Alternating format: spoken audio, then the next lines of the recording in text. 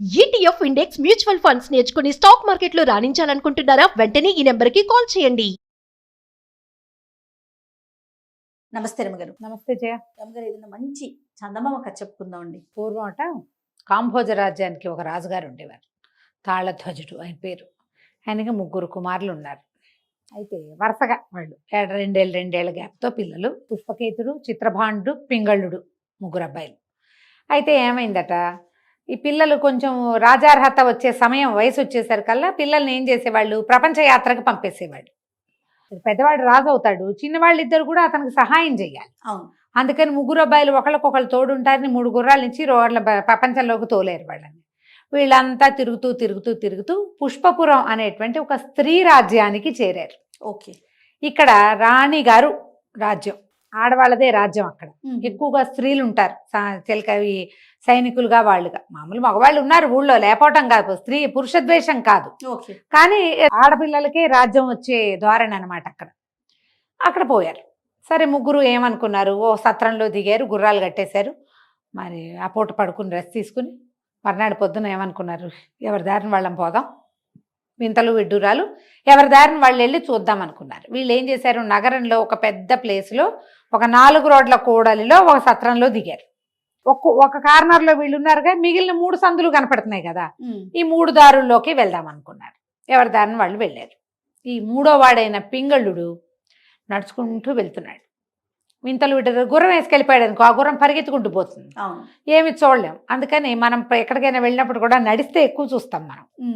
నడిచి వెళ్తున్నాడు. బాగా నడవగా నడవగా అసలు పెద్ద పెద్ద దారులు ఎంత బాగున్నాయో, రోడ్లు అవి చెట్లు గిట్లు బ్రహ్మాండంగా ఉన్నాయి. ముందుకెళ్తే ఒక చక్కటి భవనం, దాని బయట ఒక అందమైన అమ్మాయి ఫోటో వేళ్లాడేస్తుంది. ఈ కన్యారత్నం పేరు మహారాజరత్నం. ఓహో. రాయబడి ఉంది అక్కడ మహారాజరత్నం. ఈమె కొన్ని సంజ్ఞ ప్రకారం, అంటే కొన్ని గుర్తులు చూపించి ప్రశ్నలు వేస్తుంది. ఎవరైతే ఆ ప్రశ్నలకి సమాధానం చెబుతారో వాళ్ళని వివాహం చేసుకుంటుంది. సమాధానం చెప్పలేని వాళ్ళు మహారాజరత్నం గారి తోటలో పనిచేయాల్సి ఉంటుంది. ఈ పింగళుడికి ఓసారి ముందుకు పోయాడు, మళ్ళీ ఆ పిల్లని చూద్దామనిపించింది. వెనక్కి వచ్చి అమ్మాయిని చూశాడు. ఆ మాత్రం చెప్పలేమా మనం, చాలాని చదువుకున్నాం కదా, మనం వెళ్దామని లోపలికి నేను వస్తానన్నాడు. ప్రశ్నలకు సమాధానాలు చెప్పగలరా అని అడిగారు. చెబుతాను అన్నాడు. లేకపోతే మీకు షరతు తెలుసు కదా, తోటలో పని చేయాల్సి ఉంటుందంటే చేస్తాను అన్నాడు. లోపల తీసుకుపోయారు, ఓ చోట కూర్చోబెట్టారు. చక్కగా షర్బత్తు గిర్బత్తు ఇచ్చారు. బిల్డింగ్ అంతా లోపల చాలా బాగుంది. కూర్చున్నాడు. ఒక పళ్ళెము దాని నిండా చిగురుటాకులు వేసి పట్టుకొచ్చారు. సమాధానం చెప్పండి అని. ఏముంది ప్రశ్న, చిగురాకులు చూసి సమాధానం చెప్పంటారు. నాకు తెలియదు అన్నాడు. అయితే పదండి అని ఆయన బట్టలు విప్పించి ఓ పక్కన పెట్టి మూతక బట్టలు కట్టించి తోటలోకి తీసుకుపోయారు. సరే, ఈ మిగిలిన వాళ్ళిద్దరు కూడా ఎవరి దారిని వాళ్ళు వెళ్ళారా. పెద్ద అబ్బాయి పుష్పకేతుడు ఓ దారిలో వెళ్ళి సాయంకాలం తిరిగి వచ్చాడు. ఏ తమ్ముడు రాలా. ఏమిట్రా ఎవడు రాలేదు అని. చిత్రకేతువు తెలివైనవాడు, సాహసి, వాడు బాగా కత్తి తిప్పగలడు. పింగళుడు ఒక రవ్వ చిన్నపిల్లాడు, ఆఖరి తమ్ముడు అంటే ముద్దు ఉంటుంది. ఈ పింగళుడు వెళ్ళిన వైపు చూద్దామని ఆ దారిని వెళ్ళాడు. వెళ్తే బాగా నడవగా నడవగా మహారాజరత్నం అనే కన్యారత్నం గారిది బిల్డింగ్ కనపడింది. పిల్ల చూస్తే బాగుంది. ముందుకు వెళ్ళిపోయా కనిపించింది. వీడు కానీ ఒకవేళ దీంట్లోకి వెళ్ళాడా, ఏమిట్రా నాయన అని మళ్ళీ వెనక్కి వచ్చాడు. వచ్చి ఆ వాకిట్లో కూర్చున్న వాళ్ళని, బాబు ఎవరైనా నాలాంటి కుర్రాన్ని, నా పోలికలో ఉన్న ఒక అబ్బాయిని చూసావంటే, నిన్న వచ్చి లోపలికి పోయినట్టున్నారండి అన్నాడు. నిన్న లోపలికి వచ్చారు, బయటికి రాలేదంటే ఏమిటి అర్థం, తోటలోకి పోయినట్టే వాడు. అంతేగా. సరే, ఇతనికి కూడా వెళ్ళి అదేమిటో చూడాలనిపించింది. కానీ ముందు వెళ్ళిన పింగళుడు ఏం చేశాడు, అమ్మాయిని చూసి 2 సార్లు సరదాపడి గంట కొట్టేశాడు. లోపలికి వస్తానని కాలింగ్ బెల్ నొక్కాడు. ఇతను గంట కొట్ల. ఏమిటండి ఇక్కడ పద్ధతి అని ఆ కూర్చున్నవాడిని అడిగాడు. కూర్చున్నవాడు అన్నాడు, కొన్ని ప్రశ్నలు వేస్తారండి సంజ్ఞల ప్రకారం, అంటే ఏవో గుర్తులు చూపిస్తారు, దాన్ని బట్టి మీరు సమాధానం చెబితే పెళ్ళి, లేకపోతే తోట. సరేనని ఇతను ఏం చేశాడు, ఆ పుష్పపురంలోనే ఎవరైనా విద్వాంసులు ఉన్నారా అని కనుక్కున్నాడు. ముందు వెళ్తే ఒక ఆయన, అద్భుతమైన విద్వాంసుడు ఒక ఆయన ఉన్నాడు. వాళ్ళ ఇంటికి పోయాడు. ఆయనకి దండాలు పెట్టి, ఏమంటే మీ దగ్గర ఏమైనా గ్రంథాలు ఉన్నాయా, మీ ప్రాంతంలో గొప్ప గ్రంథాలు ఏమిటో తెలుసుకోవాలని వచ్చానండి అన్నాడు. ఆయన దానికే నాయనా రారా, ఎవరైనా అసలు పుస్తకాల కోసం అడిగేవాళ్ళు ఉన్నారా ఈ కాలంలోనూ, రా నాయన అని లోపల తీసుకుపోయాడు. తీసుకెళ్తే బోల్డని గ్రంథాలు పెట్టున్నాయి. ఈ కుర్రాడు, ఈ పుష్పకేతుడు ఒక్క పుస్తకం తాళపత్రాలన్నీ తిరిగేశాడు. ఇంచుమించు అన్నీ అతనికి తెలుసు. ఒక కొత్త పుస్తకం ఉంది అక్కడ.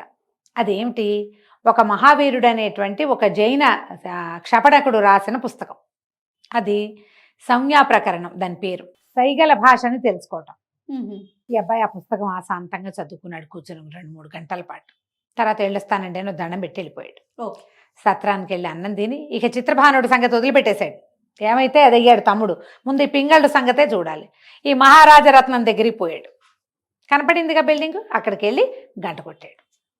ఆ లోపల నుంచి ఒక 4-5 చిరకత్తలు వచ్చారు. ఏమండి బాగా అన్ని బోర్డు అన్నీ చూసారా అన్నారు. అన్నీ చూశాను, నాకు సమాధానం చెప్తానన్నాడు. ఈయన లోపల తీసుకుపోయారు. ఒక పెద్ద హాల్లో కూర్చోబెట్టారు. మరి మంచినీళ్ళు తెచ్చారు, పానీయాలు తెచ్చారు. ఈయన చూసి బాగున్నాడు అనుకున్నారు. సరే ఏం చేశారు, ప్రశ్నలకు సమాధానం చెప్పడానికి సిద్ధంగా ఉన్నారా? సిద్ధమేనన్నాడు. లోపల నుంచి ఒక పళ్ళెం పుచ్చుకొచ్చారు. దాని నిండా చిగురుటాకులు ఉన్నాయి. ఈ చిగురాకులు చూశాక ఇతను గుర్తొచ్చింది, ఆ పుస్తకంలో ఏముంది, ఈ చిగురాకును చూపిస్తే నీ కులం ఏమిటి అని అడుగుతున్నట్టు జ్ఞాపకం వచ్చింది ఆ వాక్యం అతనికి. నేను క్షత్రియుల అబ్బాయిని, క్షత్రియ కులం మాది అని చెప్పాడు. లోపల నుంచి చప్పట్లు వినపడ్డాయి. అంటే కరెక్ట్ అనమాట. వీళ్ళు కాగితాలు ఈ చిగురుటాకులు చేత్తో పుచ్చుకుపోయారు. ఇక ఒక్కో వస్తువు వస్తోంది. ఈ అబ్బాయి ఆ పుస్తకంలో గుర్తు చేసుకుని 10 ప్రశ్నలు 9 ప్రశ్నలకో సమాధానాలు చెప్పేశారు. లోపల నుంచి చప్పట్లు వస్తూనే ఉన్నాయి. ఇవి వచ్చిన అమ్మాయిలు కిలకిల్లాడుతూ సరదాగా వస్తున్నారు. ప్రశ్నలు అయిపోయినాయండి, రండి మిమ్మల్ని మా అమ్మగారు చూస్తానంటున్నారండి. లేవ తీసుకుని తీసుకుపోయారు. బయట హాలే సూపర్ అద్భుతంగా ఉంది, లోపల ఇంకా పరమాద్భుతంగా ఉంది. నడవగా ఇతనికి అనిపించింది, తను సందులు ఏ మార్గంలో అయితే తను ఒక సందులో చూశాడు కదా ఈ బిల్డింగ్, తను లోపలికి వెళ్తున్నది అది కాదు, ఇదేదో రాజాంతఃపురంలోకి వెళ్తున్నానని తోచింది అతనికి. అంటే ఈ బయట కనబడే సాధారణ భవనంలో, అదే చక్కటి భవనంలోంచి ఒక మహా చక్కటి అంతఃపురంలోకి దారి వెళ్తోందనమాట. నడిచి వెళ్తే అంతఃపురంలో ఒక ప్రత్యేకమైన పరదాలు అవి ఉంటాయి, అవన్నీ కనపడుతుంది. లోపలికి వెళ్ళాక ఇదిగోనండి మా అమ్మగారని చూపించారు. చూస్తే అమ్మాయి పరమాద్భుత సౌందర్యవతి, కానీ బయట తగిలించున్న మహారాజరత్నం కాదు ఇది. అతను తెల్లపోయాడు. అదేమిటి, ఆ చిత్రపటంలో ఉన్న అమ్మాయివి కాదు నువ్వు, మహారాజరత్నం పెళ్లి కోసం కదా ఈ పరీక్షలు. అవును అనేసరికల్లా ఆవిడ పక్కపక్క నవ్వింది. అవును, నేను ఈ రాజ్యానికి రాణిని, రాజమొకట నా పేరు, మహారాజరత్నం నా స్నేహితురాలు. ఆమె ఇంటి నుంచి అంతఃపురానికి లోపల నుంచి దారుంది, బయట ప్రపంచానికి తెలియదు. ఇది మేమిద్దరం ఇక్కడికి వచ్చి కలుసుకుంటాం. నాకు తెలివిగా ఉన్న అబ్బాయిని పెళ్లి చేసుకోవాలని కోరిక, అది కూడా క్షత్రియుడు కావాలి. నేనే గనక ప్రకటన చేస్తే కథ ఇంకోలాగా వెళ్తుంది. అందుకని మహారాజరత్నం పేరుతోటి ఈ బోర్డు పెట్టించాను. ప్రశ్నలు అడిగేవన్నీ నేనే, సమాధానాలు వచ్చేవన్నీ తీసుకునేదంతా నేనే తీసుకుంటాను. నా వివాహం కోసమే ఈ ఏర్పాటు చేశామంటే ఇతను అన్నాడు, మా తమ్ముడు కూడా దీనికి ప్రయత్నం చేశాడు, కానీ అతను ఏమైపోయాడో నాకు తెలియటం లేదు. పింగళుడు వాడి పేరు అనేసరికి ఆవిడ పక్కపక్కన, ఓహో నేను వచ్చింది మీ తమ్ముడేనా, కొద్దిగా మీకు అతనికి పోలికలున్నాయి, అయితే అతన్ని మా మహారాజరత్నం ఆల్రెడీ వరించింది, ఆ అబ్బాయి బాగున్నాడు అని అడిగింది, కాబట్టి తోటలో ఉన్నాడు కానీ వివాహం జరిపించేసేద్దాం పర్వాలేదు, ఆమెకి ఈ లెక్కలు లేవు అని చెప్పింది. చెప్పగానే సంతోషించాడు. తమ్ముడిని తీసుకొచ్చారు. ఏరా అంటే ఏరా అనుకున్నారు. తమ్ముడికి నచ్చిన అమ్మాయి రాజకుమార్తె కాదు, మహారాజరత్నం కదా అబ్బాయికి నచ్చింది. సరే మహారాజరత్నం తోటి పింగళుడికి, రాజమొకటతోటి ఈ పుష్పకేతుడికి వివాహం జరిగిపోయింది. మర్నాడు పొద్దునే పెళ్లి చేసేశారు. వీళ్ళు చిత్రభానుడు ఏమయ్యాడో వీళ్ళు కనుక్కోలే. ఈ సందట్లో ఉన్నారు. వాడే వస్తాడు, వాళ్ళకి అట్లా అలవాటే. ఏ ఊరైనా వెళ్తే ఎక్కడ పడితే అక్కడ తిరిగి వారానికో 10 రోజులకో మళ్ళీ కలుసుకుంటారు వాళ్ళు. వివాహం జరిగింది. 1-2 రోజులు గడిచినాయి. చిత్రభానుడు ఏమయ్యాడు, ఈ చిత్రభానుడు ఒక రోడ్డు పట్టుకుని వెళ్ళాడు. వెళ్తే ఏమైంది, వెళ్ళగా అక్కడ ఒక పెద్ద పెళ్లి పందిరింది, చాలా పెద్దది. అసలు ఎంత గ్రాండ్గా ఉందో, ఎంత వైభవోపేతంగా పెట్టారో అవన్నీ అలంకారాలు. ఈతనికి అది నచ్చింది. ఇలాంటి అలంకారాలు మన ఊళ్ళో లేవు. ఆర్కిటెక్చర్ అవి సరదా ఉన్నవాడు, డిజైనింగ్ సరదా ఉన్నవాడు అనమాట. ఈ వ్యవహారం అంతా లోపలికి వెళ్ళి చూద్దామని అక్కడ అందరూ ఆహ్వానితులే. పెళ్ళిళ్ళకి వేరే బయట వాళ్ళు వెళ్ళకూడదు, అలాంటివి ఏం లేవు. ఆహ్వానితులతో పాటు ఇతను కూడా అక్కడ పన్నీరు జల్లించుకుని, ఆ పువ్వులు ఏవో ఇస్తే పువ్వుల దండ మెళ్ళో వేయించుకుని, ఏదో తినడానికి పెడితే అది కాస్త తిని లోపలికి వెళ్ళి కూర్చున్నాడు. కూర్చుంటే అది ఎవరిది పెళ్ళి, ఒక కోటీశ్వరుడికి సుగుణ అని అందాల రాసి ఒక కూతురు. ఈ పిల్లకి పెళ్లి నిశ్చయమైంది. ఈ పెళ్లి నిశ్చయమైంది ఎవరితోటి, ఇక్కడి నుంచి కనీసం ఒక 6 నెలల పాటు ప్రయాణం చేసి రావాల్సిన ఇంకో ద్వీపం సింహళ ద్వీప నివాసి అయిన ఒక కోటీశ్వరుడి కుమారుడితోటి. వాళ్ళు వచ్చి మాట్లాడుకుని పెళ్లి కుదిర్చారు. పాతకాలంలో ఎట్లా చేసేవాళ్ళు, పెళ్లి వాళ్ళు వచ్చేవాళ్ళు కాదు, వాళ్ళ తరఫు నుంచి కొంతమంది వచ్చేవాళ్ళు. మనం ఎన్ని కథల్లో చూసాం. వచ్చి ఈ పిల్లని చూసి గుణగణాలు అన్నీ చూసి వీళ్ళ ఆస్తి పాస్తి చూసి ఫలానా వాళ్ళ అబ్బాయి ఉన్నాడంటే వాడి వివరాలు ఫోటోలు గిటోలు ఇచ్చి అలాగే నమ్మి పెళ్లిళ్ళు చేసుకునేవాళ్ళు.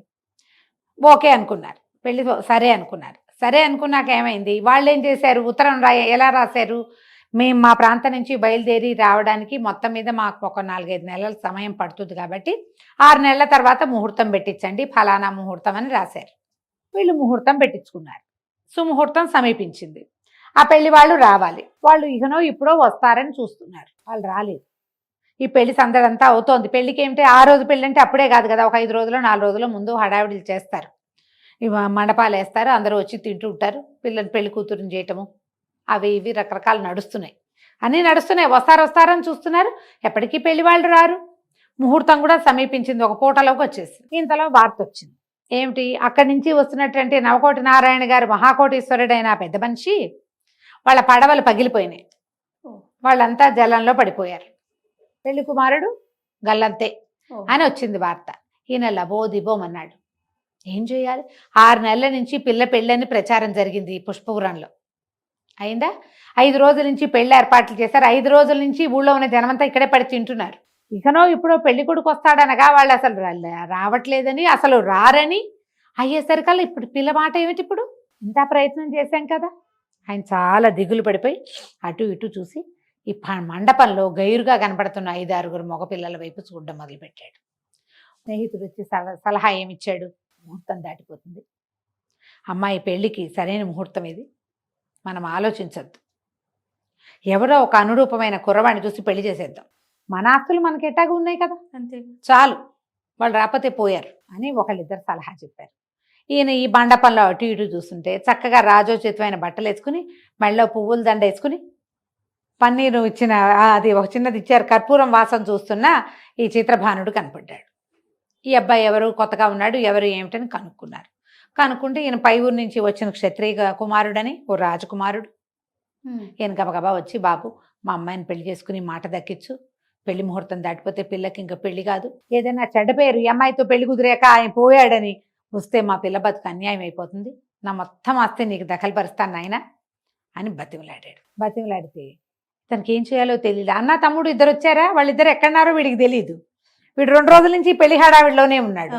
పెళ్లి చేసుకుందామా వద్దా అని తన తండ్రి ఇలా చేసుకోవద్దని అలాంటివి ఏం బోధించాలి, సరేని అనుకున్నాడు.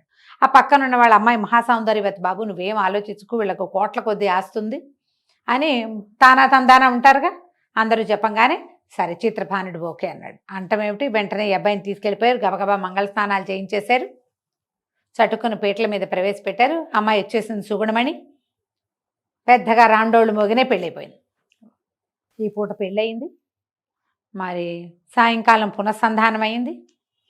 తెల్లవారి కాస్త పలహారాలు అవి చేసి వాకిట్లో కూర్చుంటే పెద్దగా శబ్దాలు అవి అవుతున్నాయి, ఎవరో వస్తున్నారు. తీరా చూస్తే నిన్న తప్పిపోయిన పెళ్లి వాళ్ళు ఇవాళ వచ్చేసారు. రాగానే వీళ్ళు కంతపోయారు. పెళ్ళైపోయిందిగా అన్నారు. అనగానే అవతలవాడు నవకోటి నారాయణ చాలా గట్టివాడు, ఆయన ఊరికే పేరు ఆ మాట చెప్తుంటే కోటీశ్వరుడు అనమాట. ఆయన తిరగబడిపోయాడు. మా పిల్లాడికి నిశ్చయించిన పిల్లని నువ్వు వేరే వాళ్ళకి ఎట్టా ఇస్తావు, పైగా చచ్చిపోయామన్న వార్త ఏంటి, పడవలు పగిలినాయి. అవును, మేమేం చేసాం, మా పడవల్లో ఉన్నటువంటి బోళ్ళంత డబ్బు, దశకం, బంగారం, గింగారం, బరువైన వస్తువులు అన్ని నీళ్ళలో బారేసి ఆ పగిలిపోయిన చోట అంతా రిపేర్ చేసుకుని నిన్న మనం 3 రోజుల క్రితం రావాల్సిన వాళ్ళం ఇవాళ వచ్చాం. మేము వచ్చాం కదా, మా కోడల్ని మాకు ఇవ్వమంటాడు. నిన్న పొద్దున పెళ్ళై రాత్రి పునఃసంధానం కూడా అయిపోయిన పిల్లని ఎటా ఇస్తారు వీళ్ళకి ఆయన అడుగుతున్నాడు.